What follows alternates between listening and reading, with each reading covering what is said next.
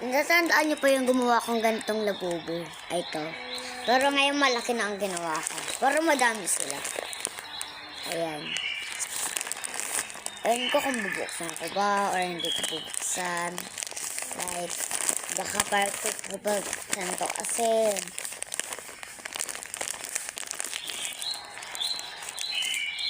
basta sa mga nanonood dyan, tignan nyo. Kung gusto nyo gumawa, takalak walang akong ito.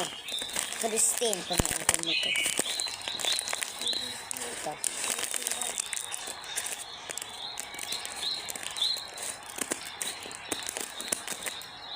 Baka lang guys.